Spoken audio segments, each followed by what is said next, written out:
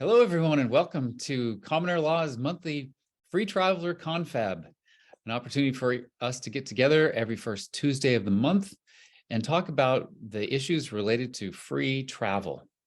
That covers our roadways and highways and byways, potentially also the airways. But tonight we're going to be focusing on a topic that you may have heard about a lot lately. It seemed to just spring upon us all in the last couple months. And that's what's known customarily as a 15-minute city or a 20-minute city in some places. But it is a set of restrictions that various cities throughout the world are being implemented in order to restrict travel. There are various schemes that are being tested right now, and a lot of cities that are signed up. And the whole premise, of course, is for our own good. We need to drive less. We need to produce less automotive exhaust in order to save our planet from climate change. And so, as obviously part of a coordinated worldwide effort, many municipalities are letting their folks know that they're planning to implement this system using cameras and permitting systems to stop you from traveling across town. So one town I'm familiar with, I believe they're already implementing it, is in Oxford in the United Kingdom. The famous Oxford is Oxford University. And there the city's being divided into six pie slices. And you're not able to go to the other pie slices from where you live more than 100 times a year. And that's the existing restriction there. If you want to be able to go to another pie slice more than that, you'd have to exit the city, go around the outside of the city, and maybe enter from the other side. But of course, apart from the details of any particular city's scheme, what it takes to be able to enforce such a thing requires surveillance. It requires that you have a license that they can track, or some sort of permit, like a driver's license or license plate, and legislation, obviously, that authorizes enforcement of these rules. That means fining you if you don't comply. And if we've learned anything from the last few years, there's too many people complying. So unless we do something very differently than the past, then we can expect that most people will go along, that they will comply and pay. Although there's some signs of people protesting in another case that we can talk about. But let's be hopeful and let's be solution oriented, because this is indeed what we're facing. I'm really looking forward to hearing from you all and talking about the various struggles you might be facing with traffic tickets or other ways in which you might be pushing back against the schemes to hold us in place and keep us from freely moving about as we like. I'm with David Rodriguez again today. David and I started this confab a year ago. This night marks our 1-year anniversary. I'm very excited about that. And David's energy has been really a big driving force in making sure this happened in the first place, and that it happens regularly every month. So you can all count on it. Go ahead and mark your calendars for the first Tuesday of next month. We'll be here again. So yeah, David. Hey, everybody. Great, man. This monthly call is so important, talking about right to travel. I'm glad the topic is 15-minute cities, because you're seeing this, and I don't know if you can feel like the terror from these guys. You're like, oh my gosh, it's coming. However, as you mentioned, Clint, it takes our participation in it. So that's why it's so important to come here and share ideas and thoughts and stories and how you're doing it in your area. There was a quote from 1953, I think it was Warburg, but he said, a world government will come either by conquest or by consent. So they're either going to use violence or trick us. And our consent is actually more powerful. So understand that non-violence and non-participation is a superpower. And, Martin Luther King got arrested 27 times in his activism, and Gandhi, I think it was like 17 times. So, and even Muhammad Ali, the boxing heavyweight champion of the world, age 24, they were going to force him off to Vietnam. And he said, no Vietnamese ever called me the N-word. He said, just take me to jail. So what they do, they suspended his boxing career from age 24 to age 20 at the height of his career, and he came back. So there are sacrifices and prices to pay in the striving for freedom. And this is the most exciting time to be alive. These devices have changed the world. We learn about all this like right to travel stuff through the internet, and I got a dash cam, and we've done a couple programs, Clint and I, the Free Traveler, and these different programs where you can see video footage and have Rick Martin on, and Paul Unslaved, and a great archive of what to do. And ultimately, it says you just say no, but you're by yourself is scary. So that's why it's so important we have what this is called a cloud community. I don't know if you guys ever heard of a guy named Balaji. He's the former CEO of Coinbase, freedom guy. And maybe I'll pull it up here if I can, I'll put it in here. But he talks about having cloud communities, and then you have a in the real world community. So we meet in the cloud, we meet on the internet, and then we have gatherings. So who knows, maybe there'll be some free traveler gathering in the future. But I'm so grateful, Clint, we co-created this, and to have this forum where we can get together and talk about the lawsuits. I filed my federal lawsuit. We can talk about that later and share some of the lessons. Basically, total uncertainty, total ignorance of the law, and I'm learning. So I think this is what's exciting is we can come here, share ideas. We've had a great last few months. Clint, you got some great guests on, and I think you posted there in the sign-up page. You have a right to travel. You don't have to participate in this 15-minute city. This is an idea. This is a mindset they're trying to put on you. And as Sun Tzu said, the ultimate aim or the ultimate art of war is to subdue your enemy without fighting them, which means that you just demoralize the enemy and you're like, oh, what are we going to do? So that's why this gathering of people here, and I get a lot of inspiration from you guys as well, and from Clint and the people here that are talking, about what's the solution and how do we do it? How do we sue them? How do we not participate? How do we, meander the system? And these 15-minute cities are unbelievable. So it'll be interesting to, kind of share some thoughts and ideas and strategies of non-participation, non-consent, or maybe there's some, new ideas that are forming here. But the main one is that you don't accept it in your mind. You don't believe that these guys have any authority to force you into their cities.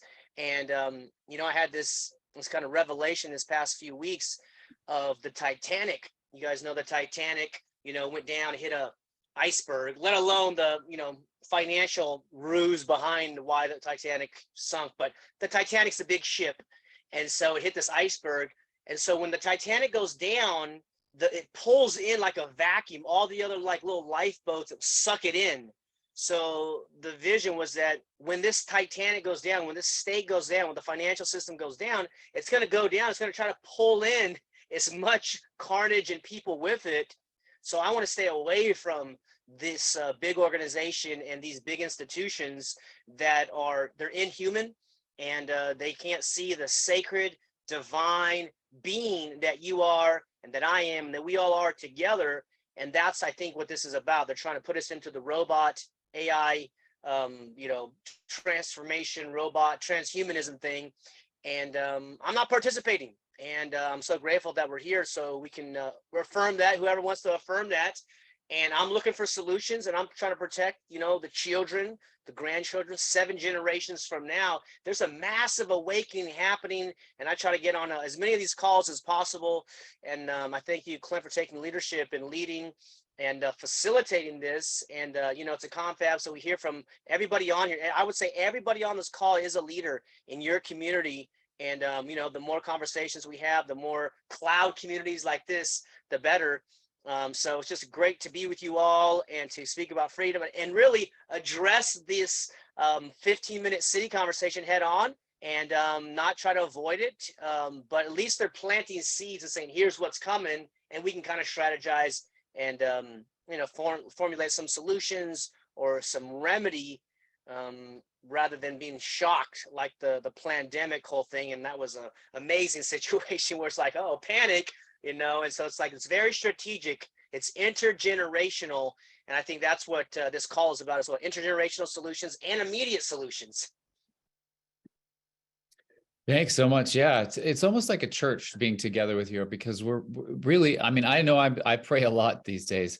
There's every time I look on the internet and see the horrors around the world of the various government and non-government agencies and corporations oftentimes working together to come up with schemes, whether they pass laws that then the police will enforce, or maybe they use the banking system, shut you down if you don't cooperate. There's just this matrix of massive organizations that really are working in lockstep to bring forth a future that they believe they're doing a good, maybe something good, that the mechanization and the total ordering of society is maybe not only good, but necessary, considering how many people there are. And we need to imagine a different future where we can have, 7 billion or more people on this planet, and we can all live in harmony. We can live in prosperity. We can live freely. We can all self-govern. We can self-govern. That's a vision that we cannot lose. And I really think we have a lot of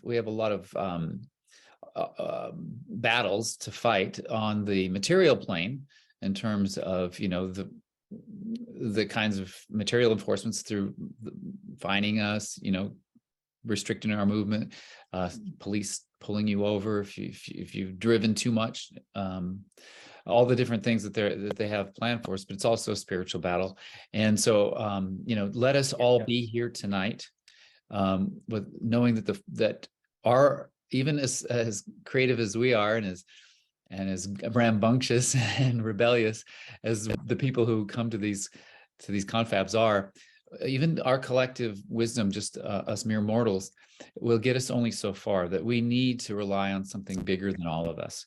And I draw great faith from that, knowing that there's going to be a future that is bright. We will win. Justice will win.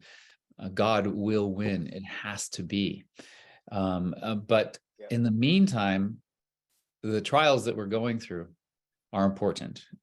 I believe that there's a reason for all of this.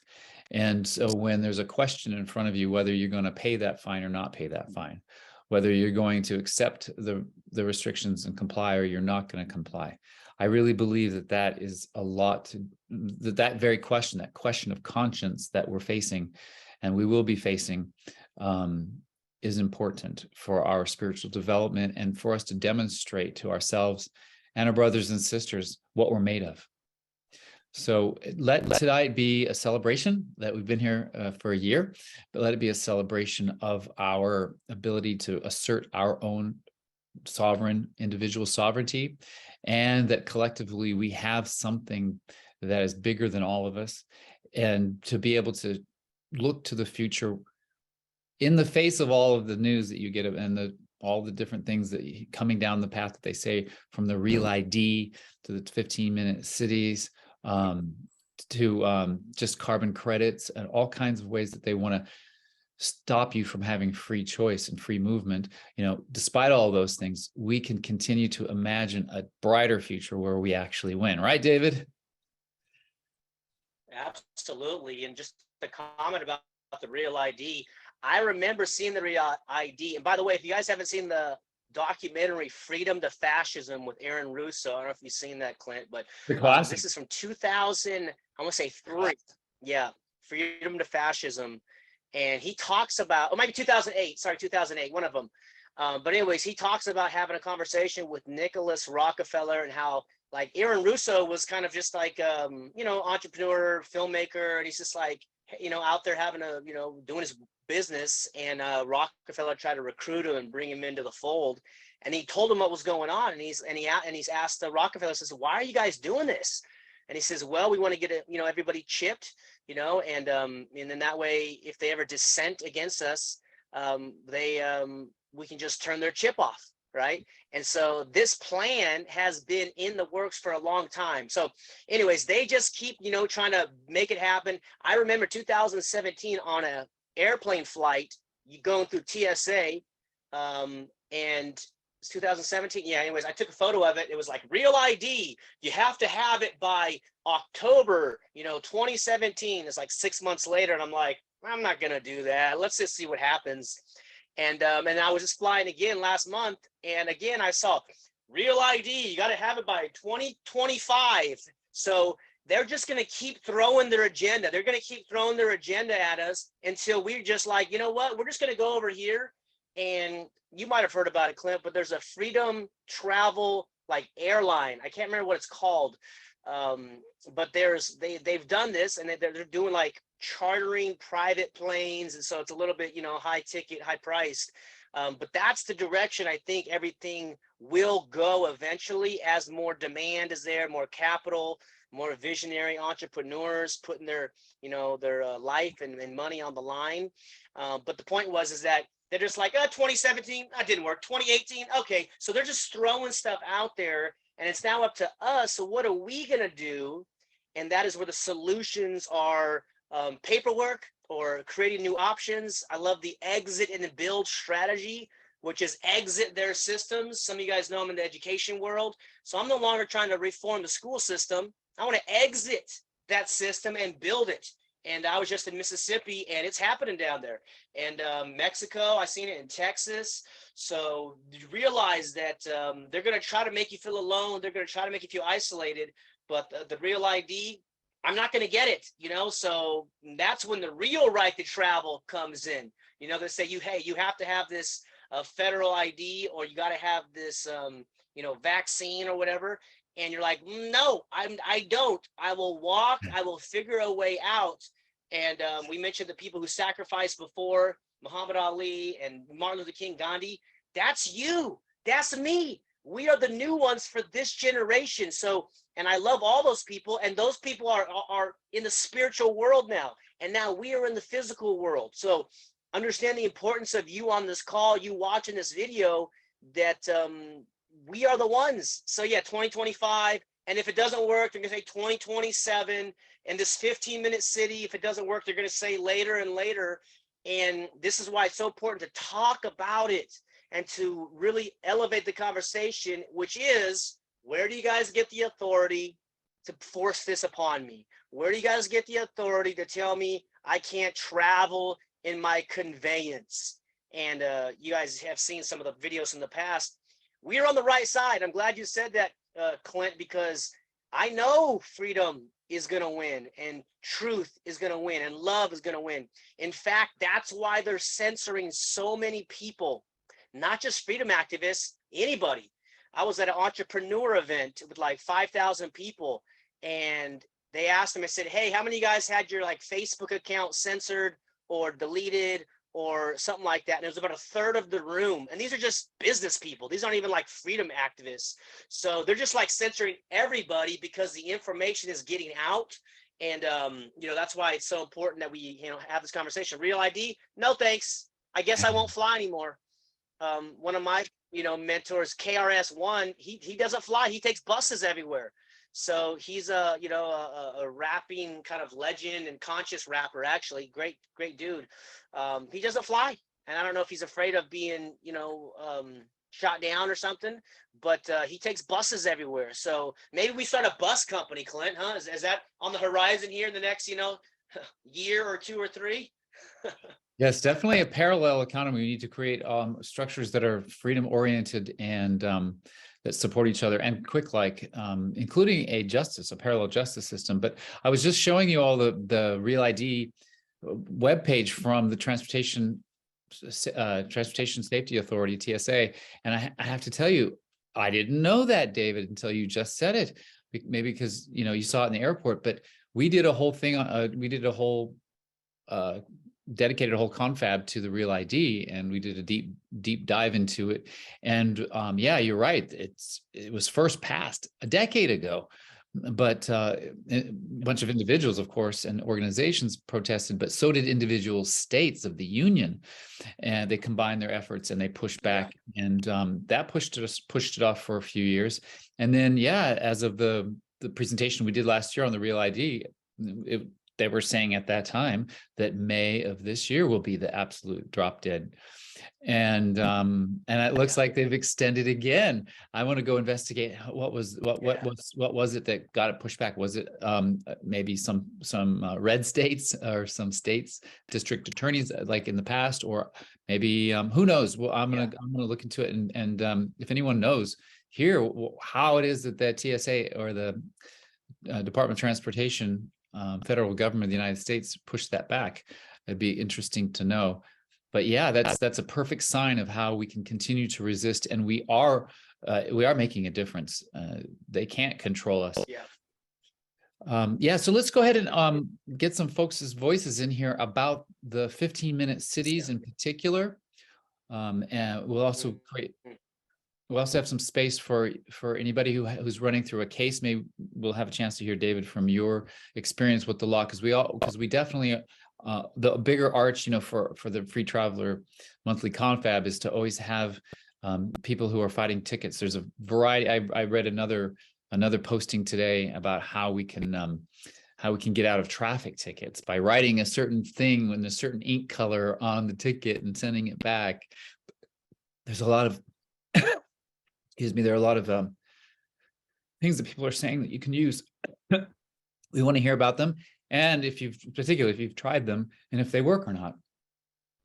So let's talk about 15-minute cities just for a little while up front. And if there's somebody here who has maybe you've been studying and maybe you've been following it very closely, and you want to share some information about it, now is your time, and you can fill us in on a few things. I did send out an email, of course, with this with a video that was produced by the BBC to make anyone who thinks that these 15-minute cities have anything to do with taking your civil liberties away from you. No way. You must be a conspiracy theorist if you think that. The reason I included that video is because I really like people to see how they distort language and how they can weave a narrative that really is not logical. If you break it down, just logic, it's not there. But they use different techniques to start with a premise and then work that into a story. If you're not paying attention, you might think, I guess I just have to do it now because, it's going to happen and it makes kind of sense. And I don't want to be a conspiracy theorist or be one of those readers. So I'm going to go along, And they have very good ways of working their propaganda. And so I included that almost as a study, so you can look at it, watch it, and break it down in terms of how they can manipulate us, mentally speaking and emotionally. And then I also included an article about the United States, because when I first heard about 15-minute cities, it was cities outside the United States, and I like to think of America as more free than other countries, but some people call me foolish to think that. At any rate, there's definitely cities signing up for it. Right where I live in San Francisco, for example, during the pandemic, they used that opportunity to create slow streets and close down streets to just pedestrians. So it's kind of it's not new here in a way. Just to call it a 15-minute city is to give it a label and promote it even more. But they've already been disincentivizing basically people from driving. This article that I found on 15-minute cities in the United States, I couldn't believe it. Honestly, I'm not entirely surprised, but I couldn't believe how thoroughly folks they're already looking at like which cities, for example, to target. And I don't know if any of the cities were cities you live in. I was on the list, top 10 list, and it's not only the size of the city and different things. It's also, I believe, it's the people who live there and the kind of government that runs the city. How authoritarian are the cities on that list, and they can count on the governments of the cities to happily pass whatever laws they want to in order to start restricting people's movement.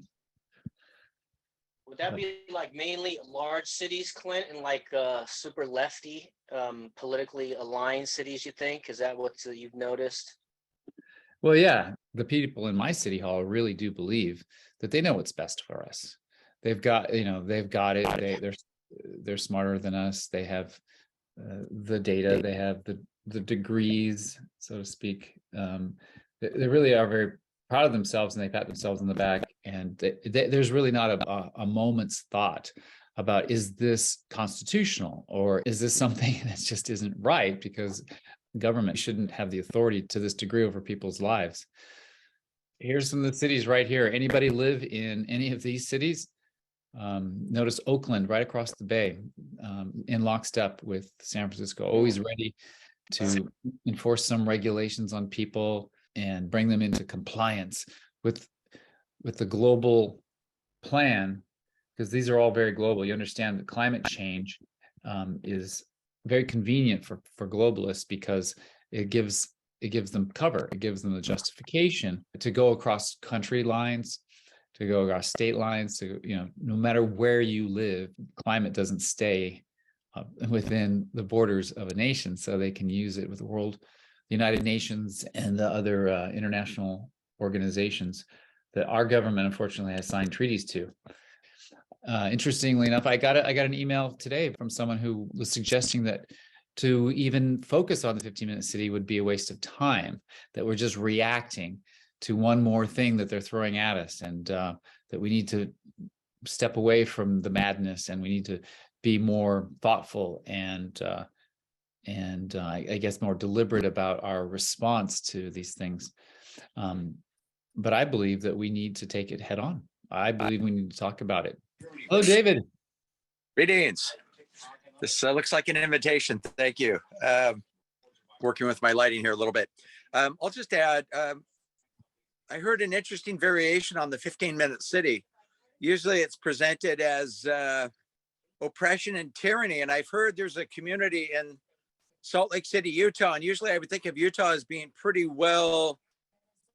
smart along these lines, and not kind of prone and ripe to tyrannical incursion. But I think it's being marketed as a convenience, not as oppressive.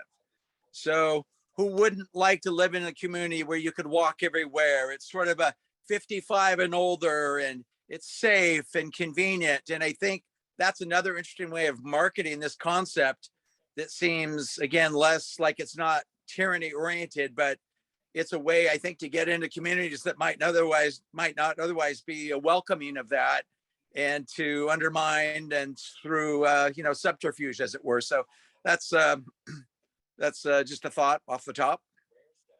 Thank you. Yes, there's always some incentive to the carrot and the stick, right? And indeed, it's funny, because even before the pandemic, I had gotten into the habit. I was even saying, I basically live in a village, even though I live in the middle of the Bay Area in San Francisco, which is 3 to 5 million people, depending on where you draw the line in the Bay Area. And I live right in the middle of it all. But I found myself, it's so impossible to get across town on anything, car, bus. I found myself staying basically within a square mile of where I live. And I do like walking, and it's really, it's actually okay. I mean, who wants to sit in traffic? It's one of the most annoying things in life, sitting in bumper to bumper traffic. So yeah, I had already come to accept that. But the thing is, when I want to, on a lark, jump in the car and drive somewhere, I don't want to have to go online and figure out, am I permitted to do it, and do I need to pay a fee to do it, and all the other complications. So yeah, thank you for that very much, David. It's even in the video that I linked in the invitation, they were saying, why the conspiracy theorists are off track is because we're falling prey to, or the problem is that we're seeing two different programs that happen to be going at the same time. One program is cities who are investing in their infrastructure so that, there aren't any places within their towns that are bereft of shopping or gyms or banks or things that everyone would need within a short distance, So it's as if, they're really doing a good thing for the city in terms of city planning.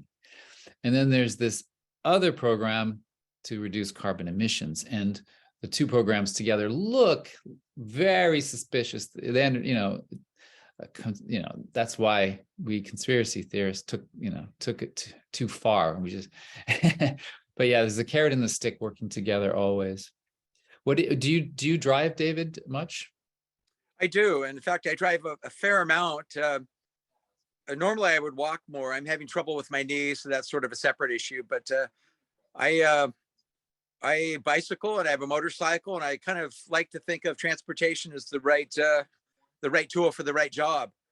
And and I appreciate public transportation. I think it's good to have an effective, well built out, conceived, and networked internodal.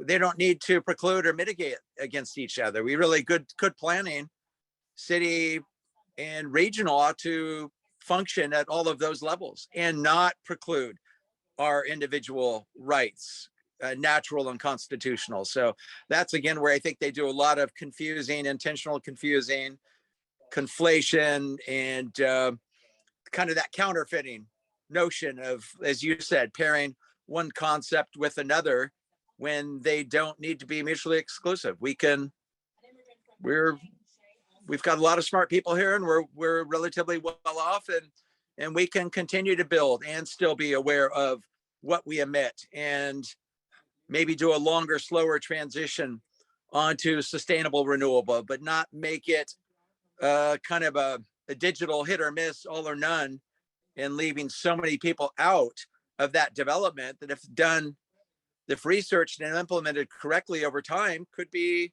I think, a net good. But it wouldn't have to be, again, keep saying tyrannical, but that's, if they implement it the way it seems to be wanting to roll out, that's what it would be in the end. Yes. Thank you. Yes, and let's be real. If we as a people hadn't let them trick us into requiring a driver's license to drive for non-commercial purposes, we wouldn't even be here at all. They wouldn't even be able to conceive that.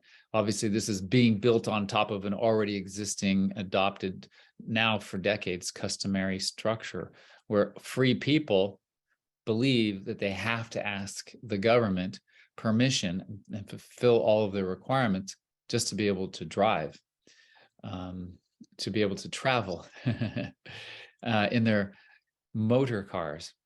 So yeah, thanks so much for that, David. We do need to get around. We need options for transportation.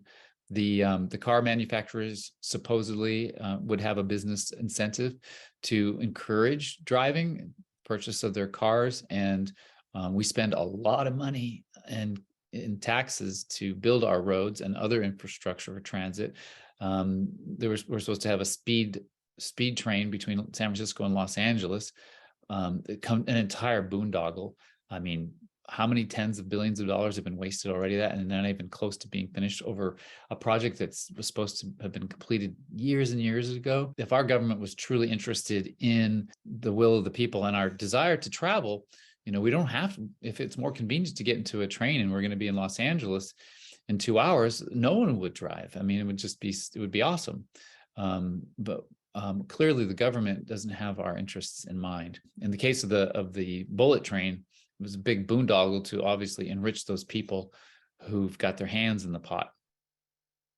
So that's I mean, we just have a lot of work to do as the people to correct our government, don't we? Thanks for that, David. Good topic and setup. Well done. Well, thank you. Good to see you. Good to see you. What about you, David? What do you think about just transportation in general and the role of government to create different options for people to freely travel instead of restricting us? I would like them to give us more options. I would like to demand that our taxpayer money go to fund joint projects that benefit us all. Is that alignment with, was that in alignment with freedom, or is that already a compromise? Well, voluntary trade is the solution. That's how we got these smartphones, through voluntary trade. I don't think government's a legitimate organization at all. I'm a believer in Lysander Spooner's essay from 1870, which states the Constitution has no authority because you can't delegate a right that you don't have, and you can't be bound to a contract you never agreed to. So I appreciate the Declaration of Independence, which says the just powers of government come from the consent of the governed. And I never consented. I haven't found anybody who consented to governments taking the property taxes, sales taxes, anything, funding wars, as far back as, World War I and II and Vietnam and Korea War, and Iraq and Afghanistan. I mean, the mass. In fact, there's a video from 1998 with the Secretary of State, Madeleine Albright, and she's asked on video, Secretary Madam Albright, it's said that there's been over 500,000 children who've been killed in this Iraq war. And the people are asking themselves, is it really worth it? And she goes, I think it's a difficult choice, but we think it's worth it. It's like, you believe killing 500,000 children for any freaking reason is worth it? So we're dealing with a high level mass murders and criminals and psychopaths ultimately. And so that's my understanding is that, like you brought up the spiritual aspect, Clinton, I think that's exactly what time it is that we are all divine or evolved, whatever someone believes. But I think there is a architect of life, not necessarily the one who sends people to eternal hellfire, but just the spirit of creation and the spirit of love and all knowing. And it's in the cells and in the cosmos, and you are a microcosm of the macrocosmos. So we don't need permission to travel. The only reason that we have driver's license is because if we don't, then they pull us over and extort us. The reason we have license plate is if we don't, they take us, they put lights on us, scare us, terrorize us, and then extort us on the side of the road to sign a contract. And I actually had a guy, this is a few years ago, cop pulled me over in the Bay Area, right there off of Meridian Avenue in San Jose. And he pulled me over, and a big old obese, mean cop. And he says, you're speeding. I said, okay. And he says, you got to sign this. It's not an admission of guilt. You got to show up to court. And I said, well, what if I don't sign that? He says, if you don't sign that, I'm going to pull you out of this car. I'm going to arrest you, blah, blah, blah. And this is like, that was my kind of introduction to like the right to, I was just a regular dude at that point. I'm like, why is this guy so angry at me? And I started to understand the contract, consent, full disclosure, some of the stuff that you and I do, Clint, with law. It's about law. It's about natural law. And a law is something you can't change. So that's what this is about. The Constitution was supposed to protect these natural laws, natural rights, but they've actually violated it. So I don't need permission to travel on the road, on the water, on the air. But if I don't have your little, hey, I got my little license, then your armed jackboots come and give me a contract and force me to sign it under duress. So all of that is illegitimate. So we're dealing with coercion, violence, and thuggery. And I think that's a really important thing to bring out. Now I'm speaking directly to you guys, with you guys here, because you guys understand it. But when I'm talking to the jackboots out there, I'm asking them questions. I'm asking them kindly and politely, how do you get your authority? Where's your authority come from? Where do my rights come from? Did you swear an oath to protect my rights? Putting these little questions out there, because that's how we win long term, is changing the hearts and the minds and the consciousness of the people. And it's only through us, our embodiment of this truth, that we can get it out there. And so I stopped trying to save the world. I'm trying to save myself, try to, build it up for me and my family and my friends and loved ones. And the world's going to go the way the world goes. There's a bifurcation process happening. And I give you a lot of kudos and respect Clint for being there in the city, because I could feel the energy around me just when I was in San Jose and Santa Cruz, and I was just like, man, I don't feel safe here. You know, I got targeted for you know, not wearing a mask, you know, while shopping, and it's just absurd. So I was outnumbered, but now I'm in a county in a general culture where it's kind of like leave me alone government. I think where I'm at in state of Jefferson, Northern California, a 15-minute city is scientifically impossible because the people aren't going to put up with it. It's more widespread, whereas in the urban areas, it's stack them up, you know, and it's convenient, as the gentleman said. So that's how they sell it to us. They sell it on convenience, and then they get some celebrity out there, and they're like, yeah, 15-minute city, look how easy it is. So all that to say that I don't need permission, but I have a license because I don't want to be extorted on the side of the road. In fact, I just had to renew my registration. But interesting little comment here. I always get those, what do you say, driving on the highway, and it's the fast track violations, right? I still haven't got the little fast track chip, so they always send me these things, and which is stacking up in my mailbox. And I sent something back to them. I put return to sender. I tried a few different things, and some of them I just didn't respond. And I figured, oh God, I'm gonna have like $500 worth of fines to renew my registration. Well, I got my registration this year. There wasn't one fast track ticket on there, and I'm like, I don't know if it was an error in the system. I don't know if I cracked the code or something, but literally it was just the normal $240 extortion fee. And so I'm like, I don't know, but so I'm going to go pay that. Leave me alone. It's basically just paying the mafia the little crumbs so they don't come and take your whole house. So raising the consciousness in this conversation, I think, is an actual solution. And I was like, anyway, so yeah, we don't need permission. I don't think government's legitimate. How about we voluntarily fund what we want to fund? And if they want to, fund the speed bullet train, they pay with their own investors' dollars rather than take our money, which allegedly, is for society and all these things that it's supposed to go to. But you're born free. You're a king and queen on the earth. You don't need permission, and neither do I. Very good. Very good. So much there.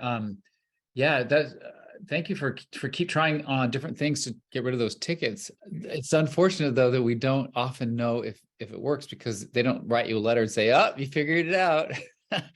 You got us. Yeah, no more. Right. You don't have to pay."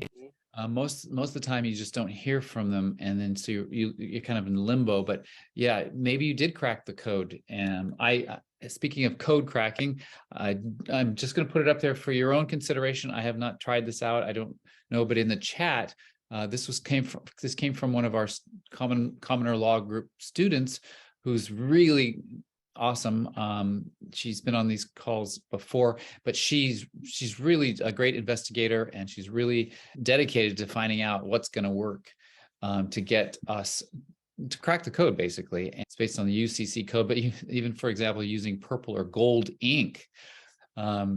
So it almost feels like voodoo or magic. You have to get the exact right combination of words and ink color and everything, and then poof, when you do, it's done. But maybe that's what there is to do. She also included with us a template that I'm gonna put in the chat, so you can download this document. Once again, it's use it in your own way. As you wish. I haven't vetted this or tried it, but it's one of those wonderful offerings that people have floating around the internet to try to, in the best spirit. I love trying. I just love the gumption that people have to organize themselves and just keep pushing back. And so that's the thing, is it's trial and error. They call it a law practice, a medical practice, a dental practice. they're literally experimenting on us, and we're experimenting with the law. I've tried the 72-hour one.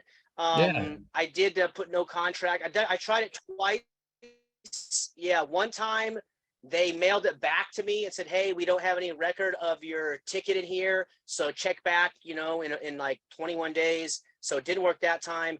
And then the second time, I think I sent it and I didn't even hear back from them. So that doesn't mean it doesn't work, but I've tried it. So we need a lot of you guys out there to try it and to fight it and to see, what is the method. And we don't know. It's trial and error, like you said, Clint. They're not going to say, "Hey, you beat us. There you go. There's the keys to the solution."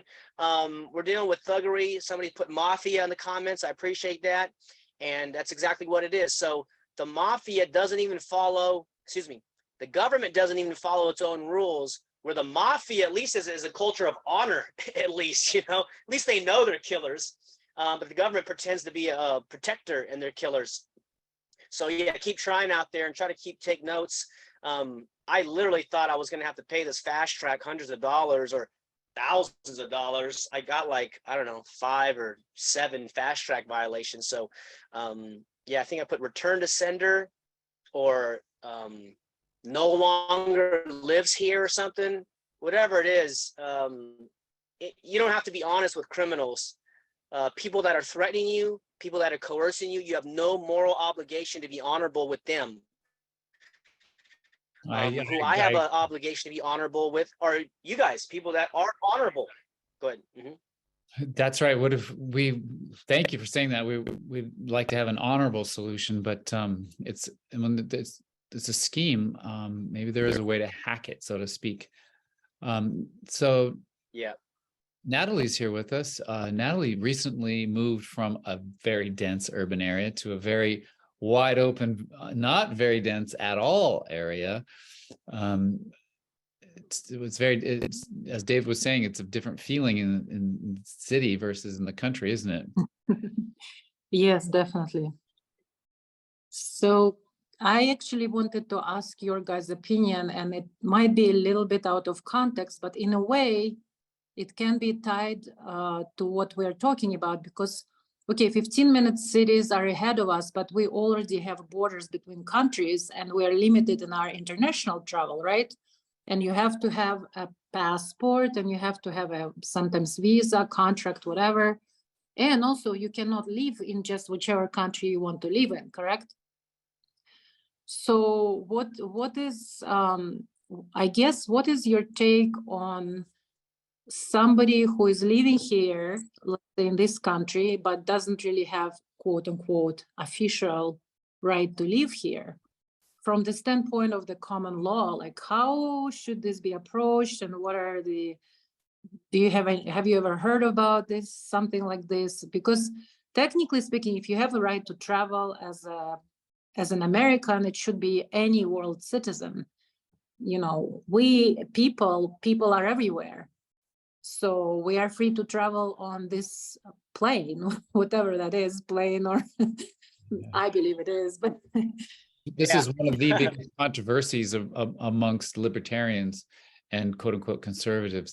That's one of the main flashpoints. The libertarian will say there should be no national borders because we're free men and women on the land. And that artificial line that's drawn on a map shouldn't apply to us. At the same time, other people believe that to have a nation, you have to be able to have a sense of unity and of culture and language and potentially religion and various norms that give you some sense of identity. So when you talk about we the people, there are various peoples. And yeah, in the modern era with air travel started, in a big way, air travel, had people popping all over, jumping all over the world. And I myself spent a year in Brazil. I had to comply with the laws of Brazil in order to do it.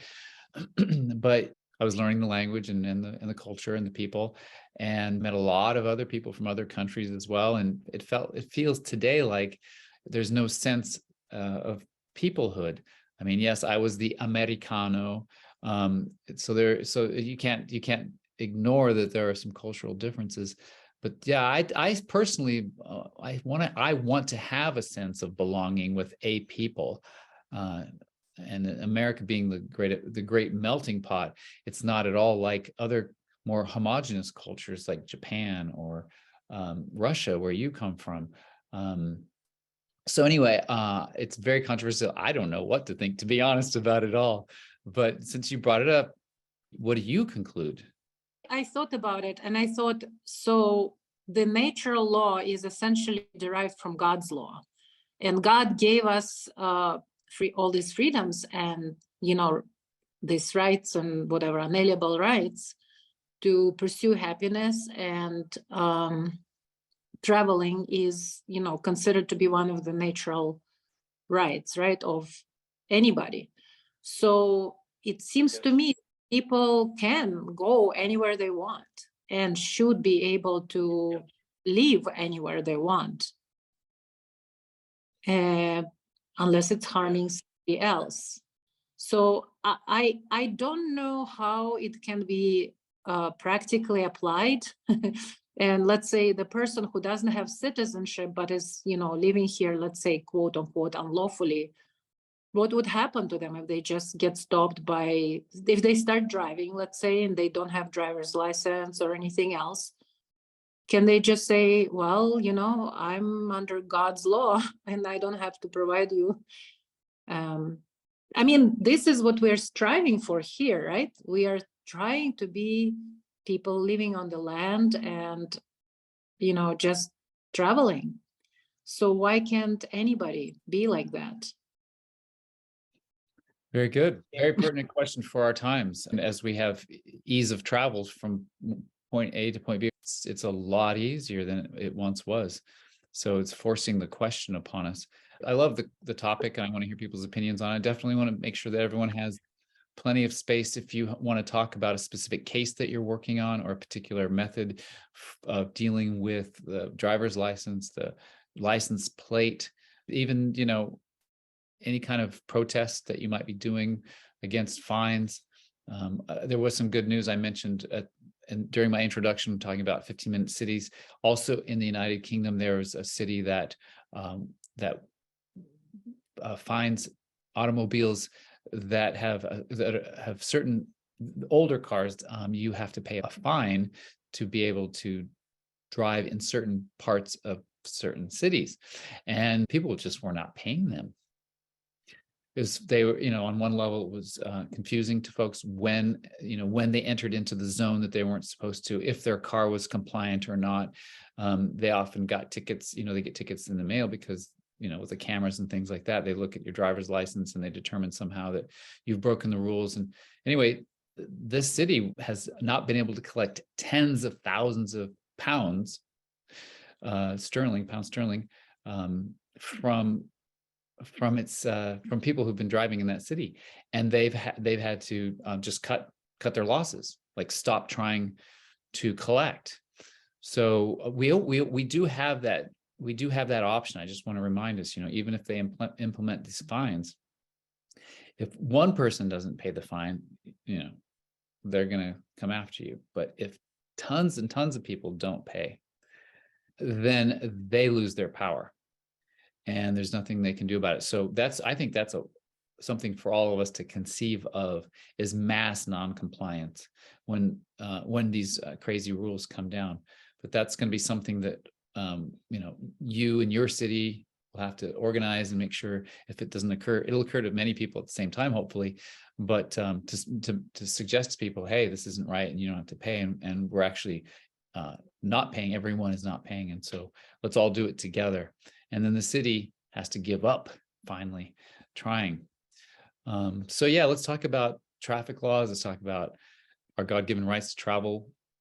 Just saying, the cop pulls you over and say, hey, I'm traveling under God's law. Yeah, you can try that. You can try that. They have discretion. And so they're a human. They're not robots yet, right? That's another conversation, robots, but they're humans. So you can plead and you can pull on their heartstrings. And the successful encounter that I had in the program that Clint and I did, and which was the cop, I had a suspended driver's license. I had no plates on my car, And I was with my friend, and I'm like, and they're pulling me over, and I'm like, great, I'm gonna go to jail or something. They're gonna tow my car at least. It's all on video. And so I tried this method, and it is the kind of like scapegoat method, which is, hey, I know you're a good guy, officer. It's the politicians that are making you do this. And I'm a good guy too. The politicians are making me do this, get a license. I'm not a commercial driver. I'm a traveler. So you're a victim of politicians, and I'm a victim of politicians. So victims shouldn't fight victims. And I know you're a good guy. It's the politicians who are making you do this. And you have discretion in your job, don't you? How about, since you found me in peace, why not just leave me in peace, right? So you're developing the communication skills, because if there is no enforcement, there is no law. And that's the whole idea of like dehumanizing these cops, shaving their heads, and basically put them through military boot camp, and then what to do with soldiers. They got NATO soldiers out there killing Ukrainians right now. The Ukrainians didn't harm the NATO guys, right? It's like, what are we killing each other for the politicians on this side and the politicians on that side?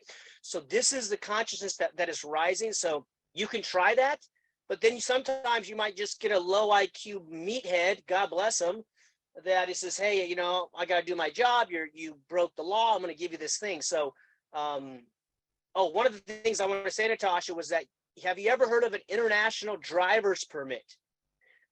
The late, great, amazing, immortal Jackie Fig. She was English, so she had an English passport. And so when she would get pulled over, she would say, she would, even though she lives here, she would say, I'm here visiting. Here's my English passport, and here's my international driver's permit. So the cop says, you don't live here. What am I going to do? Send you a ticket? And you could tell him whatever type of information, so he'll leave you alone and not extort you. Because his goal is to write. I was told by an attorney some years ago, they write anywhere from 9 to 20 tickets a day. That's what he told me. So they're out there just generating, just extorting people, generating thousands of dollars.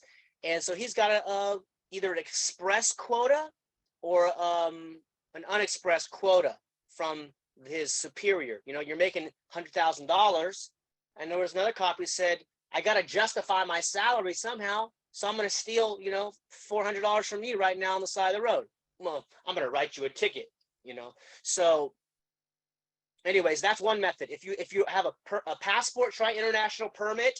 And when you show up, give them the paperwork. These guys hate doing paperwork. They hate doing any type of work. They're upset that they got to write your information on the little ticket. And then even under the ticket, you could write, what is it? UCC 308-1, or all rights reserved, or under duress and coercion, and take it to trial.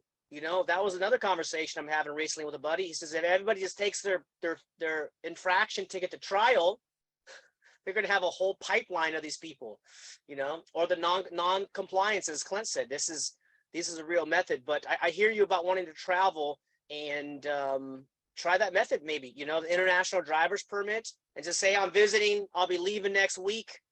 Sorry. You have no obligation to be honest with these guys. But that's just one comment I want to say about that, Natasha. That was a good question. Thank you. All right. Yes. Go ahead and raise your hand if you want to contribute to this conversation. It's a monthly confab, but oftentimes we do have a guest speaker when we're lucky to have that. Last month's confab was with Michael Geyer, and he gave us very specific instructions that he has succeeded with in the court. That was a very informative instructional hour or two with Michael. And I recommend that you all go to our YouTube channel, the Commoner Law Group's YouTube channel, and check out the previous confabs that have recorded and placed there for your edification. And when you're there, make sure to subscribe so that you can get notification when we upload new videos. I will also ask that you make sure to get our email distribution announcements that you add to your email service's address book, our address. And that lets your email service know that you know who we are, that you want to get our emails, and they won't put it in your spam most of the time. So depending on who does your email service, if you're using Gmail, for example, there's an address book associated with your Gmail account. All you need to do is enter info@commonerlaw.com in there. So add an address book entry there, and that way you're going to get our email announcements. So stay in touch with us. It's harder and harder to do that. Anything that has to do with freedom, liberty. There's some certain words that I refuse to try to work around. You've seen people in the censorship laden time we live in. You see a lot of people trying to edit themselves so the algorithms don't catch them and either ban them entirely or soft ban them.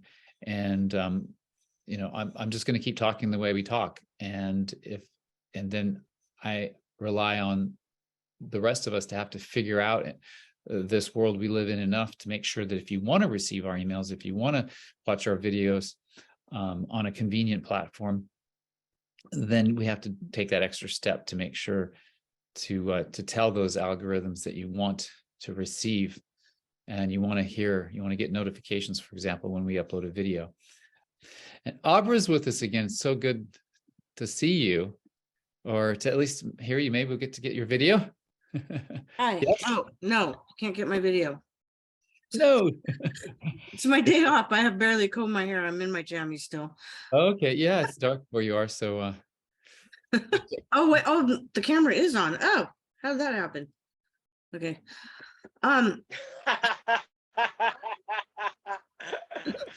We didn't see anything. Could you guys see me? Dang. it was very, very dark. Okay, Too good. bad though. Okay, so I just had a question about the real ID. Like in my state, you have the option to get your regular ID or the real ID, and you pay $9 for one and $13 for the other, but you don't have to use the real ID at the airport. You just use your passport, right? Correct. That's right. When you want to travel domestically, even within the United States, as according to the Real ID policy, you need to provide either a state issued ID that has been Real ID verified, or you can always use your passport instead, which is what I've been planning to do. Again, it's a very soft non-compliance, but I'm not going to get that Real ID. In fact, my driver's license is going to be up in June, and I need to decide whether I even want to renew it at all. But it's going to put me in there's going to be a cost to me in terms of convenience for sure. I have some input on that because I don't have a driver's license because of my court case and whatnot. And so I'm in a lot of different study groups and whatnot. And one particular person has instructed a group that I'm in to do the DBA. So I have a DBA on my all caps name, and my lower caps name, my living woman, is the agent or the authorized representative for the all caps name. And I'm going to get my driver's license back, and I'm going to sign with my 3 initials in all caps, AMA, and then comma agent, as in I'm the agent for the all caps name. So that's how I'm dealing with it. And then there's a document to send that goes with it. Well, I don't have it in front of me right now, but instructing the Department of Licensing, but I think you send your DBA with it too. So but then I'm doing I'm in the beginning stages of doing the America's Assembly process to become an American national, or not an American national, a non-citizen national. And I've been to several of their Zooms, and I've watched several of their Zooms, and they say that you get 3 ways of proof that your status is corrected. One is an email from a government agency, and I forget which one. And then you get a letter from the IRS saying that you're no longer a taxpayer. And then they walk you through going to Homeland Security and downloading a document showing your status corrected as a non-citizen national. And part of that, their whole process is the revocation of election and all that. And what they say is that you can have a driver's license and be a non-citizen national after you get your status corrected. Then they walk you through getting your DOT plates, and then you deal with it that way. So after, I want to say, about 9 years of looking at different ways of doing things and who gets success and who doesn't get success, I find that hardly anybody gets success. And the two groups that I found get success are the America's Assembly and the Lone Wolf with the W4 sandwich and all that. So Wonderful. that's the route that I've chosen to go. Aubrey, you're just a wealth of knowledge because of all that research you've been doing and looking for the ones that work. Because there's just so many different ways people recommend to do things, even advise to do things, and until you do it. And then also things change as well. So maybe it worked 5 years ago, but it doesn't work today. Yeah, thank you very much for that, Abra. Stay there, stay tuned, stay here. I want to hear more from you. But we have JD, who's been very active in the chat. I invite you to turn on your video too, if you care to. But I'm very interested to hear your point of view on all of this. Oh, well, she's correct there and everything, but with doing her DBA and whatnot, I mentioned in there the assumed name. Every state in America, everybody has to do the assumed name, and you do not need to have a driver's license, because the driver's license is a contract with the state corporation. I've been traveling for 22 years old as and you don't need to go to court, because those courts, there's no court in America that can see a living man or a living woman. So anybody that goes to court, you might get lucky once or twice. I mean, I've gotten 300, 400, 500 tickets dropped, back before I learned that you don't need to go to court, because no court can see a living man. They can only see the corporation on that driver's license. They can only see the corporation on your birth certificate. They can only see the corporation on your passport. They can only see these things. They can't see you and me, my crazy bald hair, they can't see, the living person. And so the assumed name is what everybody in America needs to do. You create your own assumed name and you file 4, 5, 6 different variations of them. All different variations, your first, middle, last, capitals, all caps, caps with your first, caps with your second, all different ones. And this is letting the courts know, let's just call them the cabal know that you have knowledge. Once you have knowledge, then you're going to get a different status in their system, that you have knowledge. And when you have knowledge, then they're not going to mess with you. And, the driver's license is something that, lots of people don't want to mess around with. Oh, I don't want to be inconvenienced. And so, so that's just one thing when I teach people, help people out to live free in an unfree America, to go over, I don't know what, I guess it's to be inconvenienced of, what are you going to say? If you get stopped driving down the road. Hold on a second here. Battery's going dead in the laptop here. Sorry about that. To be inconvenienced is part of being free. It's like, I would never live in a city. I mean, the 15-minute city, no. I've had a gated property my entire life. Bought my first house when I was 17, never looked back, retired at 36. I'm 52 now. It's just something that it's very simple to live free. It's very simple to make money in America, but most people don't want to do the work. Everybody's looking for a piece of paper. And I've been down this rabbit hole since I was 17. And a piece of paper is not going to be knowledge. A piece of paper is 10% of the work.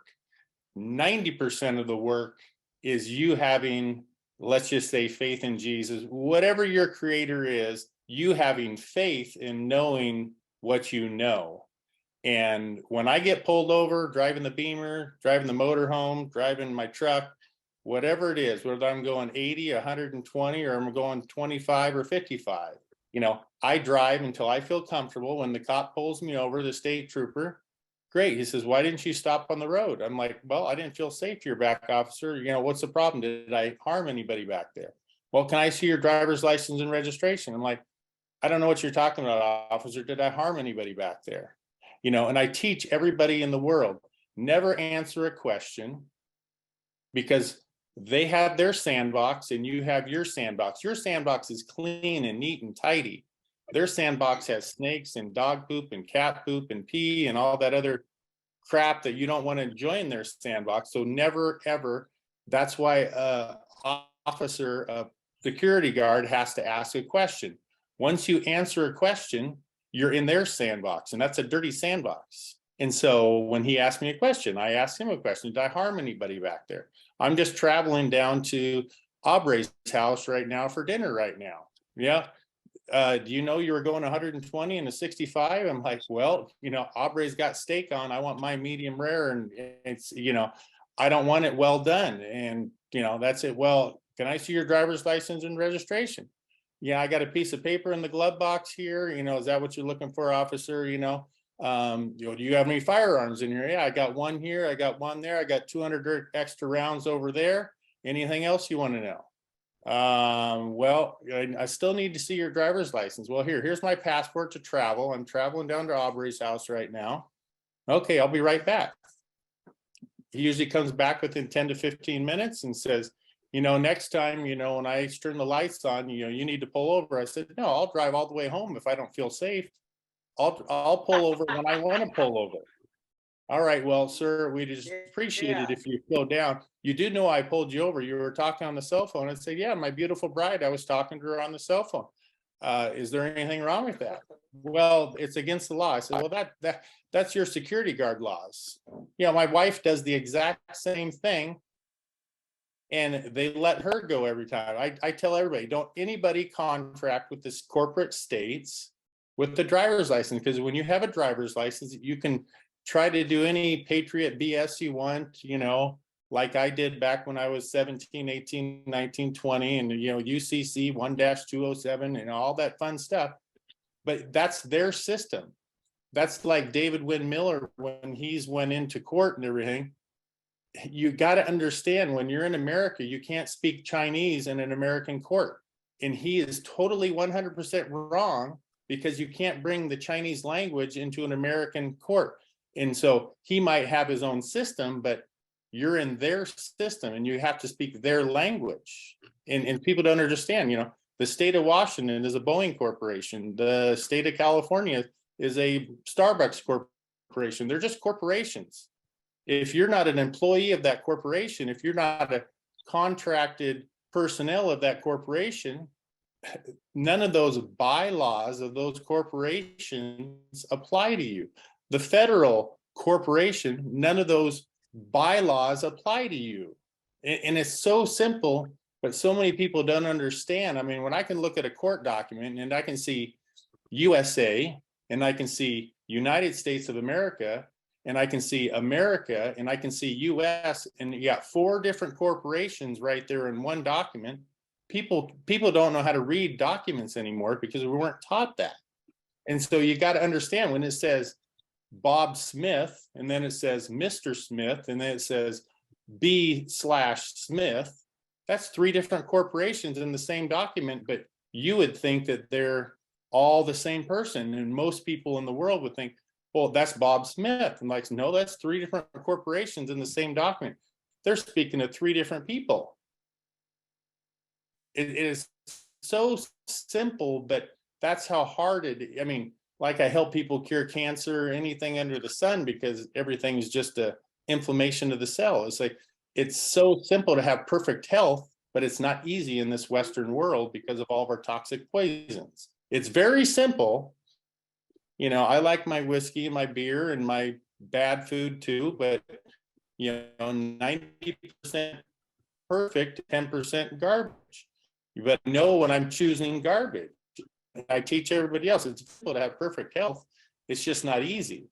So I don't know. Everybody that's on the call, if you're in America, search the assumed name. Get your assumed name. Don't do the state one, because that's another thing most people don't understand. You need to create your own documents.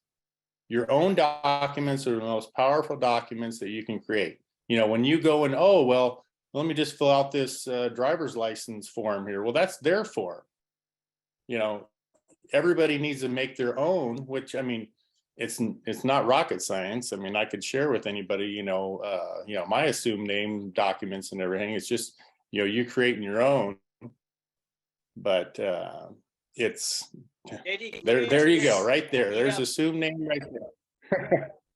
So that is but amazing information. Yeah, I never. When you file this is I'm sorry, only go good ahead. for 5 years. Yeah, this is only good for 5 years, and so you need to redo this every 5 years.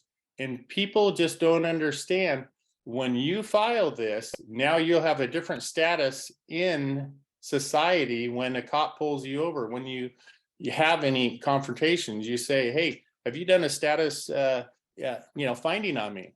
Great. You know, I don't think you can talk to me, because they know that they can't talk to you. And the other thing is, anytime you have a confrontation or just a activity with somebody, well, what's your name? Well, you don't have a name. And this is really simple, but it's hard for people to understand. What do you mean you don't have a name? It's like, a name is just like when a cop pulls you over and says, can I see your driver's license and registration? Or do you know how fast you were going? When he asks you, let me see your documents. Well, I'm like, we're not in Russia. We're not in China. I'm sorry. Well, what's your name? Well, my wife calls me honey sometimes. She calls me asshole some other times. You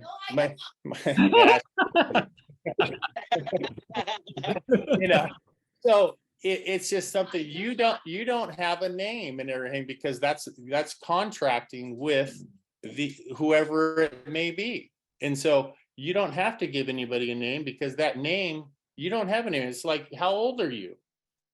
It's like, well, I think I'm 52, that I turned on March 4th, but nobody on the call here, nobody in the world knows how old they are. They only trust that whoever they were raised with says, hey, you were born on this date. Nobody knows how old they are.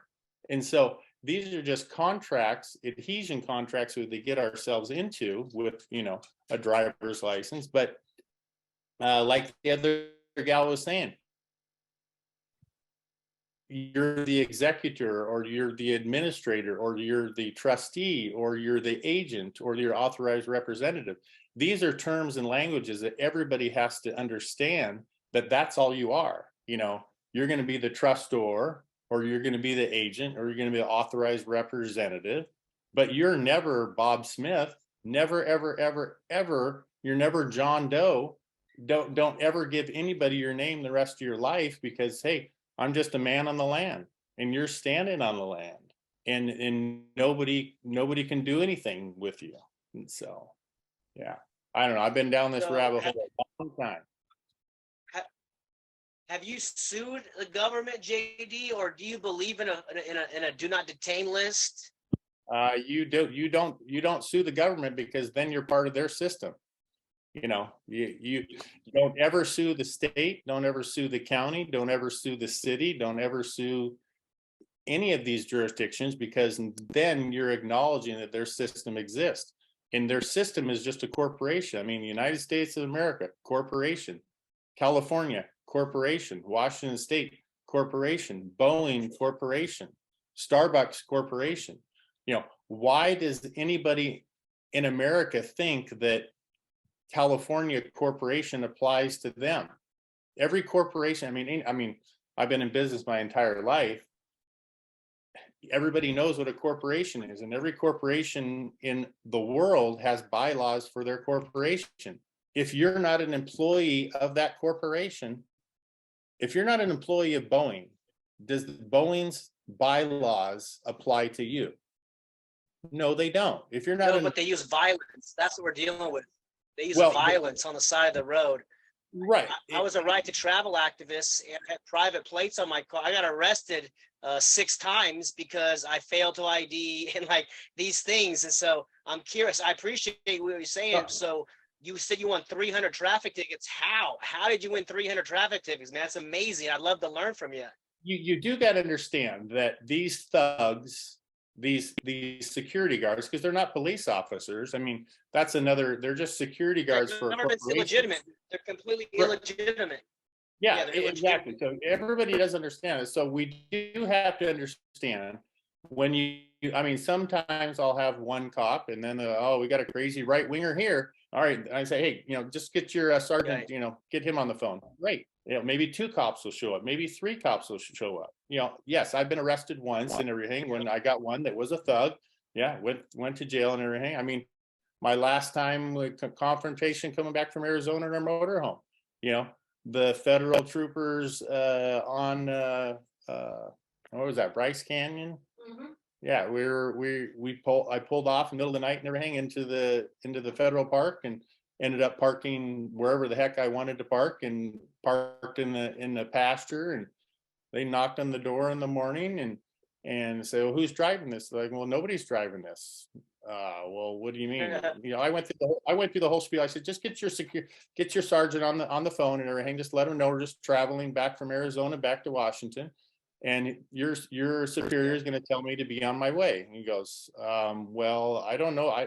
Is there anybody else that can drive in this motorhome? I'm like, nobody's driving this motorhome. Well, how did this motorhome get here? I said, sir, just call your superior and tell him, here's my passport right here. I'm the trustee right here.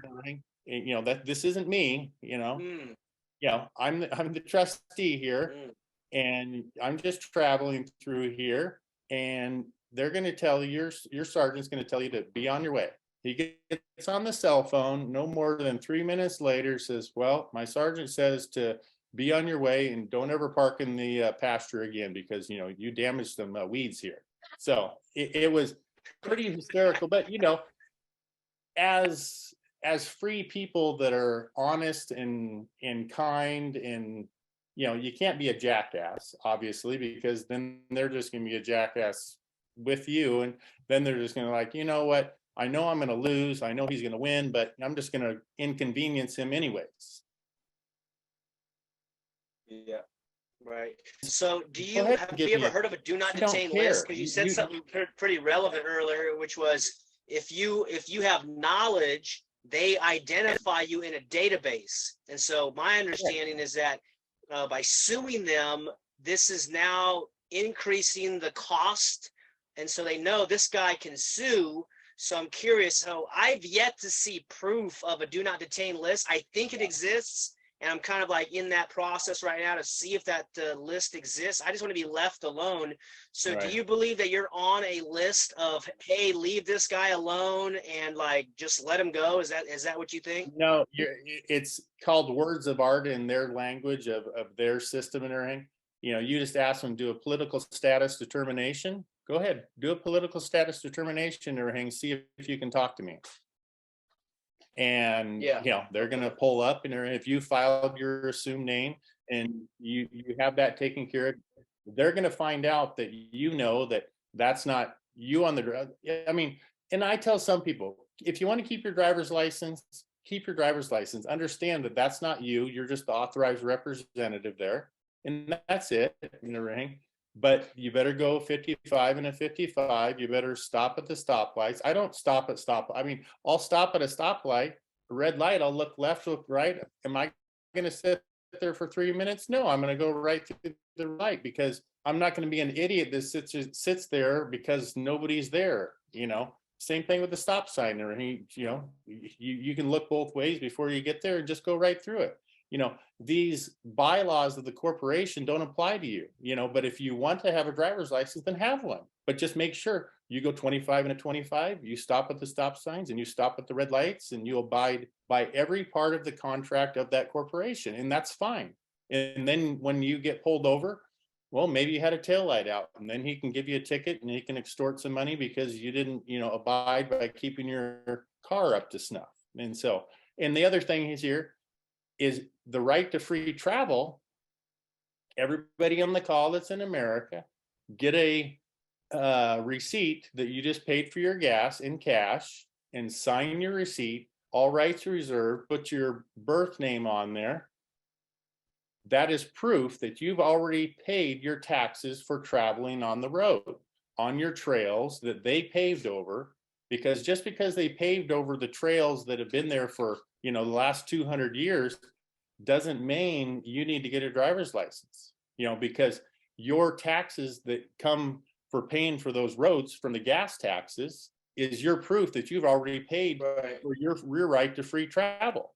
So, I mean, you don't need to have a driver's license. You don't even need to have a passport for all of that. If you want to have a little more knowledge, you don't even need a passport. But I like to have a passport because everybody in the world knows, 100% of everybody in the world knows, having a passport, you travel. When we're over in Europe traveling, do you give them a Washington State driver's license? Do you give them a California driver's license? Do you give them an Oregon driver's license?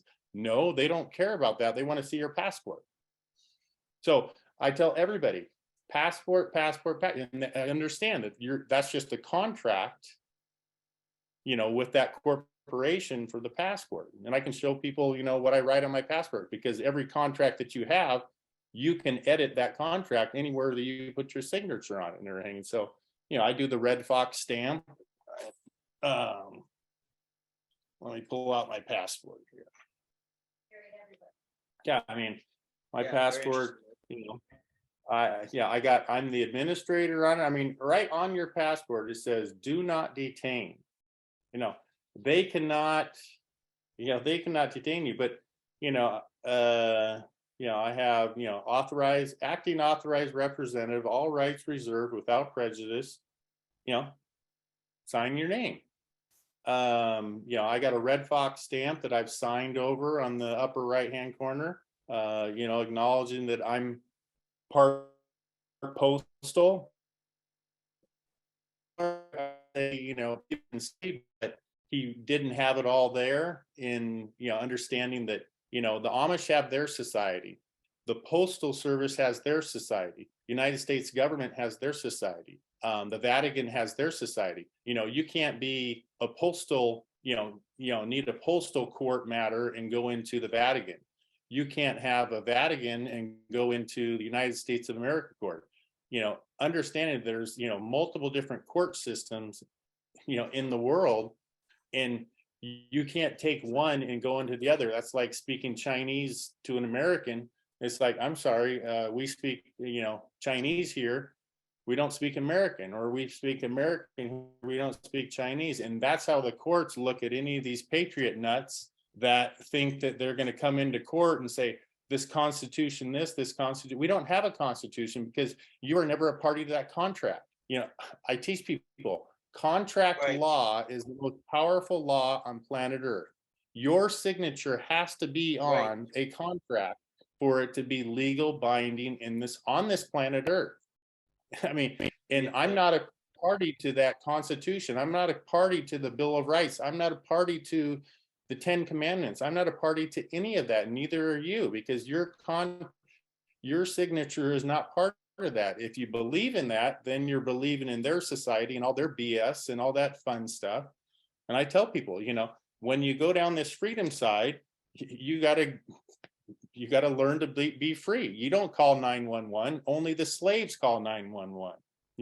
If you want to use the 911 system, then be part of the system and go back and have your 9-to-5 job. I've never believed in that. And so that's where, I mean, it gets down to the nitty gritty, because it is all contract. In these adhesion contracts we have, taking the numbers off your house. I mean, most people don't understand just those basics. You don't even have a residence because you don't own anything anyway. So I tell people, you take that number off your house because that's another contract that you're contracting with them.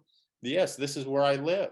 Well, that's part of asset protection that I teach people, is don't ever, ever, ever in your life have an address that is reside. You have a private box that yes or mailbox. I mean, for Hang on, JD, you 35 broke years up a and, little bit. I'm you gonna know, ask you to repeat that last bit. don't ever have an address, you know, so whether you have a passport, a driver's license, your address is a private mailbox, not a post office box, a private mailbox, because nobody in the world should know where you rest your head unless you invite them to your home.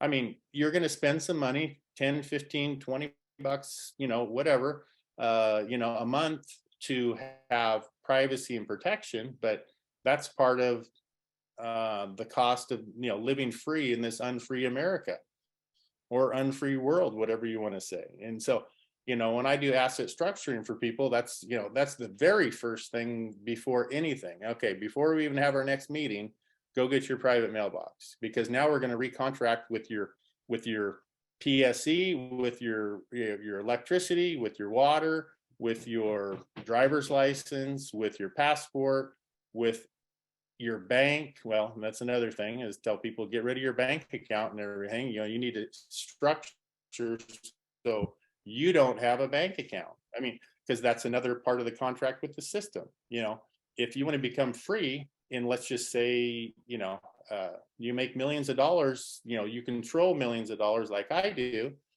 Well, if you don't make any money, but you control things, you know, I don't make any money. I control millions, but I don't make any money. And I guess one of the biggest examples I give to people is Tiger Woods. After he won his 5th jacket, he says, I'm going to donate all my earnings to the Tiger Woods Foundation. I'm like, oh, thank God. Thank God somebody finally got, I mean, this guy's worth hundreds of millions of dollars, and with all the money and all the crooked attorneys around him, nobody had taught him asset structuring that I do for people. Own nothing, control everything. No bank account, no home, no car, no motorhome, no motorcycle. You know, everything is in structures. So if anything does happen that you committed, you know, a something, well, great, sue me for whatever you want. I'm just a pauper. I don't even own the shirt on my back. And so that's where it gets down to living free, when you, because most people in America don't understand. You don't own your home. Well, what do you mean? I paid cash for that. I'm like, no, look at your deed. It says tenant in common. Well, I paid cash for that Ferrari out there. No, you have a title. You have a certificate of title. You don't have the MSO. You don't have the birth certificate of that vehicle. Well, no, I paid cash for that. I'm like, no. Every state in America owns every vehicle in America. That's why I teach people, go get your license plate. So if you live in California, get your license plate in Washington, because you're just traveling anyways. I like to use Montana. I like to use Arizona, because you can get a permanent license plate in Montana for, you know, $189 if your vehicle's 10 years or older. So your tab will actually say PERM. So you'll never buy tabs for your vehicle ever again. Same thing with Arizona. With any of your trailers, for $129 down in Arizona, you license your trailer. It says PERM. It's a permanent tab for a lifetime. So there's just all these little things, and they're not loopholes. These are just what the mega wealthy, you know, that I learned from back when I was a young kid, because before I made my first million, I wanted to learn how to keep 100% of it. Because if you make $1 million and you're in the system, you're going to pay $400,000 in taxes, correct? So really, you didn't make $1 million, you only made 600,000. So I teach people how to keep 100% of it, control of it.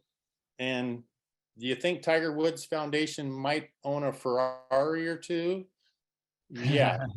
Do you got the keys for it? Do I got the keys? No. Do you think the Tiger Woods Foundation might own a mansion or two? Who has the keys to those mansions? Oh, sheesh, I don't, and you don't. You think the Tiger Woods Foundation might have a little bit of money in the bank account? Well, who's the signatory authority on that bank account and it controls that? It's not Right, any of us right. on this call here. I bet you it's probably Tiger Woods. He's probably the one that controls it. But you know what? He doesn't make any money. He's giving it all away. Right. So he's paying Right. zero taxes on Yeah. it. Um, It Beautiful. it's I Yeah. don't know. I'm still down the path just like you guys are. That's why I'm on the call here. But I'm learning every day new stuff because we're never gonna stop learning until the day we die because the cabal that runs the world, I mean, right now through this, whatever this is, this reset, who knows what's gonna happen and everything. I think we're gonna have probably a boom for the next 7 years. If we go to the CBDC, which most people don't know what the CBDC is, it's a central bank digital coupon. It's not a coin, it's a coupon. And that coupon will, well, if you don't get the injection, we might not allow you to access your coupon. Yes. Well, Oh, thanks so much, JD. well, if you don't, I really appreciate that you came tonight. Is this your first time to our monthly confab for free travel? yeah, I don't know. I got an email and I saw, and I'm like, hey, let me jump on here. So And provide yeah, some no, provide some great information and inspiration for all of us. It's the information, but also just your spirit. It's shining through very brightly. And again, I thank you very much for joining us tonight and sharing your gifts with us. Yeah, I wanted to know, does he have car insurance? Because I don't, I want insurance. nope, I'm self-insured, so And how do you do that? How do you self-insure? control a lot of money. Oh, well, okay. Yeah, no, I mean, if you don't, it's no big deal. You just get insurance. I mean, you got to understand, Microsoft has many of cars. The airlines have many of planes, and they insure all their planes. They insure all their pilots. And so you set up an entity, and the entity controls your car, and you're getting insurance for the entity. You know, it's very simple once you break it down. But most of and I'm going to consider myself just a common folk. Most of us common folks were not taught this corporate structure of the world. And that's all it is. You got to understand 100% of the world is corporate. They cannot see an individual. The insurance cannot see an individual. But will the insurance not like pay the claim if you didn't have a driver's license? It has nothing to do with the driver's license, has nothing to do. They're insuring a corporation. That's it. The corporation might own 5 vehicles. Okay. The corporation might own 50 vehicles. But I mean, since we're all common folks, most of us only have 1, 2, 3, 4, 5, vehicles. And so that's why we don't think like the corporation. And that's why I try to teach people. We all have to think like a major corporation. And that's it. I mean, because that's all we are. We're seen in this world as a corporation. That's it. Yeah, it's super simple but not easy to accomplish. Yeah, that's because it's not our language. We're just like, I got a wife and kids, and what do you mean corporation? So Exactly. Yeah. Again, it's wonderful to have you. Put on your calendar to be together next month on the first Tuesday of the month. It's yes, I, Clint. Yes, hi. Yes. Been a while. I missed Yeah, you. I know. It's been a while, man. Hi, everyone. This is Yes, I. Been in clean class for what was it, a year or 2 years ago? I can't remember. And during the pandemic, learned a lot, applied a lot down here in Jamaica. Even last year, Christmas Eve, I was arrested, and I went and got a driver's license, but I put my autograph differently on it. They gave me a hard time because I put the UCC clause on it, UCC 1.308, all rights reserved. They didn't want to accept my new way of autographing. They told me this is illegal and unlawful, and the supervisor came out at the driver's license place and saying, hey, can't do this. So I went home, Google affidavit change of signature, wrote it up, and went back there. I have it signed by a notary. Went back there with it, and they put it for fight again. And I said, listen, this is my signature. This is how I sign, autograph my document. So they gave me the driver's license. That was just a test of something that I saw online, and it went, they said they'd never seen this here in Jamaica before. What is this? Everywhere I take my new signature now. So I'm gonna rescind the contract though. I'm gonna give them back the driver's license. But just that I don't own a car as yet, so you know, just gonna give them back the driver's license. They arrested me the other day. I was approached by some cops downtown here in Kingston. So they stopped me wanting to search me. I told them, listen, I do not consent to unlawful orders. And a matter of fact, I have not committed a crime. You need to identify yourself. You were in a costume, and they wanted to search me. And I said, no, so the supervisor came on the spot and they took me down to the station. The sergeant took me to a small room and said, hey, I like the way you talk. Do you study law? I said, yeah, I study online in groups, not these legalese terms that you guys, She said, could I have your number? I said, yeah, sure. Can I come into the groups? I said, yeah, you're allowed to come in the group. So, they let me go. He said, have a good day. I said, yeah, thanks. What a story, Isai. Awesome. And I got back my job, I wrote the affidavits and I got back my job. They told me to come back. That's incredible. They arrested you, they brought you in, and it was almost like a virus, and you gave them a mind virus. Yeah, even when I was doing the course at Sue, I wrote up the affidavits and I sent them and got back my job. I went back during the pandemic, the whole thing. They didn't send me for testing and all of that. I just wrote the affidavits and sent it to them. Yeah, it worked. So, but people here are still scared, they don't stand up for their rights. Man. I don't know what happened to these people down here, man. It's a joke, I showed them, listen, it's easy. I'm like a skinny guy if you see me, Clint. I'm very skinny, I wear glasses, I look like a nerd. I'm saying to people, look, if I can do it, you can do it. But I don't know, man. They're having an anti-corruption meeting next week. I'm gonna be there because this government is so corrupt. Oh. Yeah, what you're telling me Yes, reminds me. what was the affidavit that you wrote?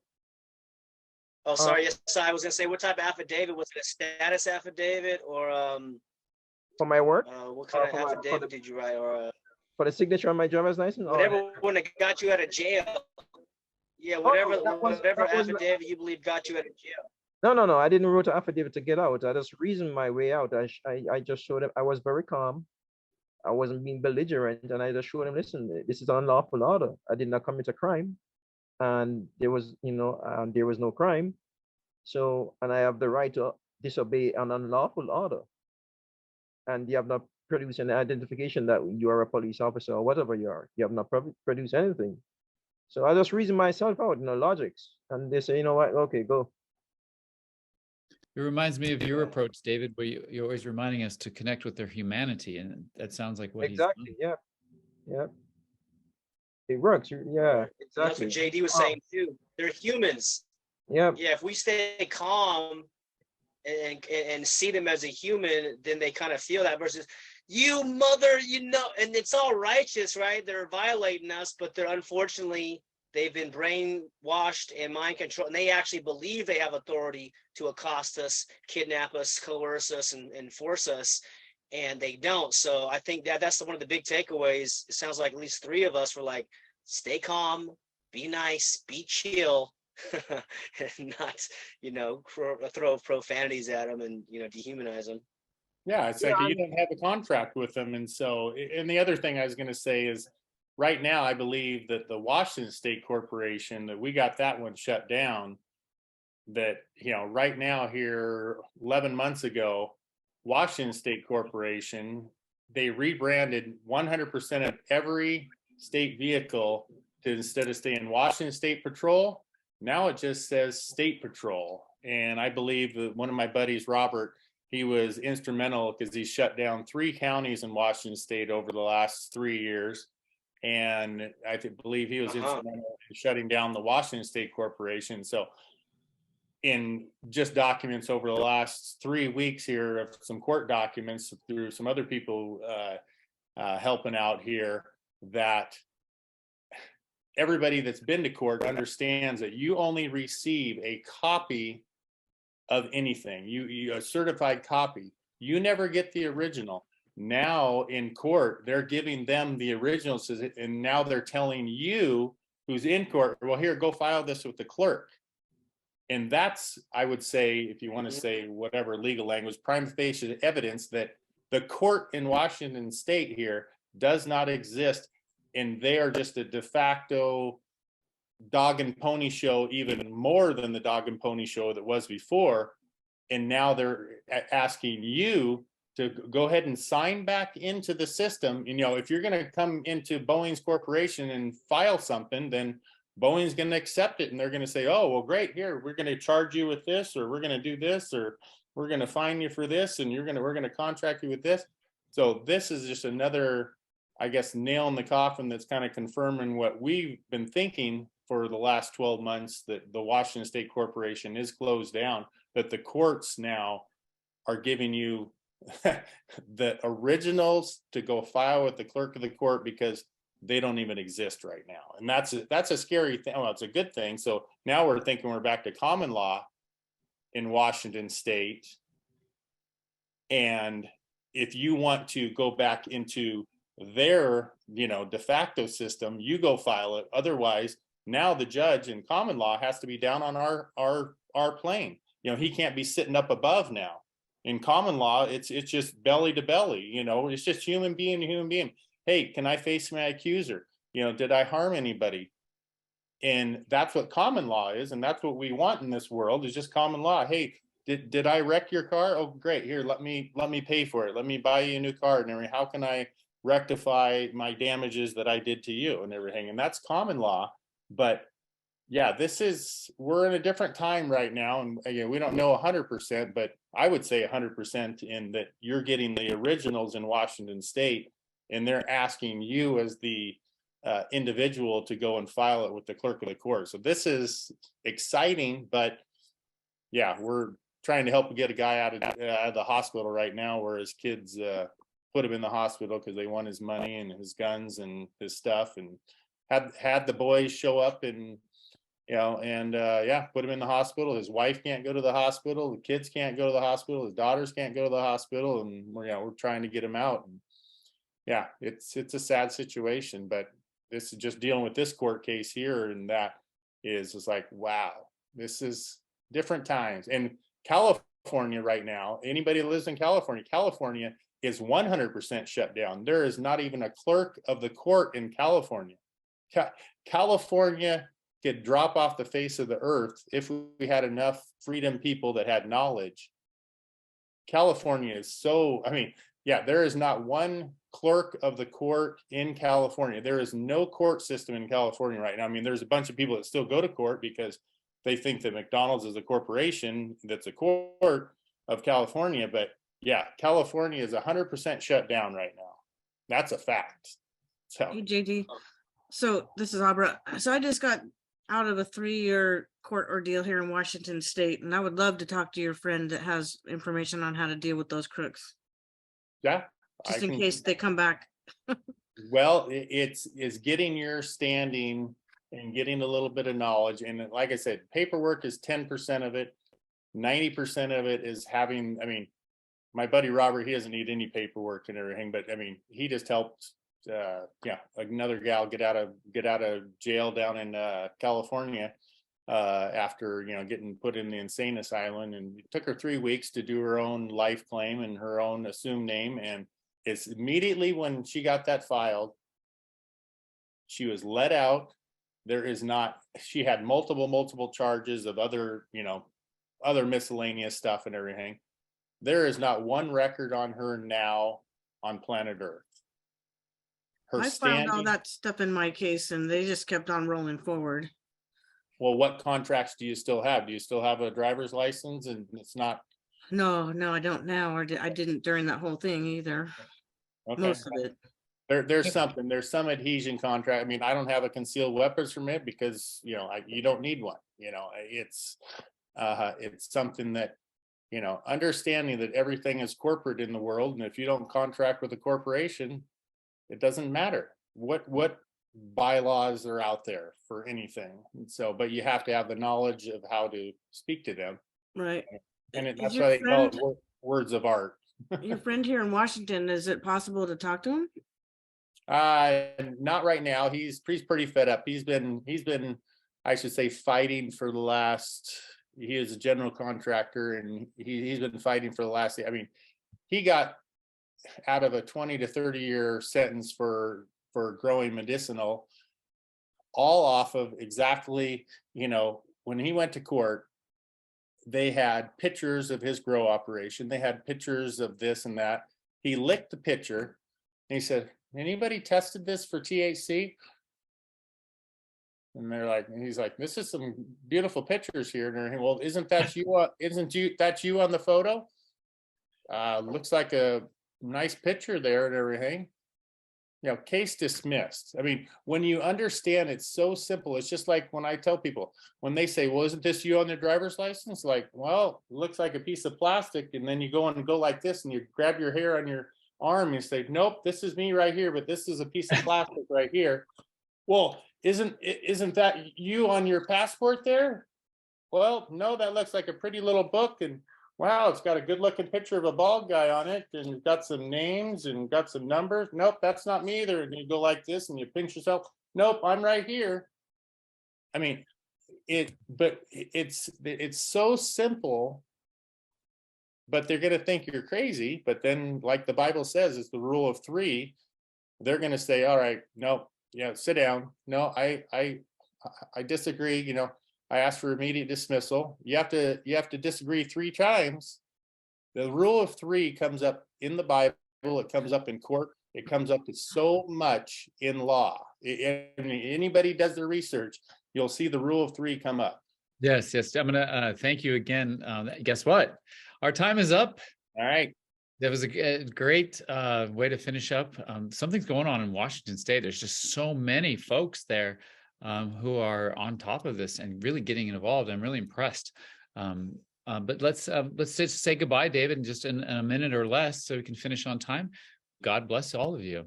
Yes, it's beautiful. What an amazing wealth of information. Thank you, Abra, and other David and Yesai and everyone else participating, because what happens is that we can come together, but we got to contribute, because you guys are the leaders, and you come to a meeting, sometimes you got to receive and sometimes you want to give. So, you know, we are the ones we've been waiting for, and we have great news right there in Washington, and some great enlightenment. I got some notes tonight, even though I'm a co-host with Clint. I'm learning just like you, JD, because that's the true champions. We are learning. We understand the landscape changes often.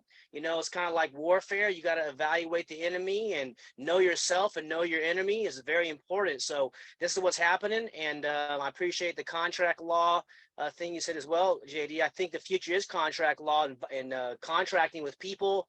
I'm working on some of that stuff here with my neighbors, and being in full honor and disclosure with them. So right to travel is one of the key things. This is what they know. We got to go to the grocery store. We got to go to work. We got to go to get the gas. So let's continue the conversation, and let's make sure we don't participate in any vaccine passport or whatever cockamamie thing they're going to throw on us again, and focus on intergenerational solutions. So thanks, Clint, for facilitating and leading, and I'll see you again.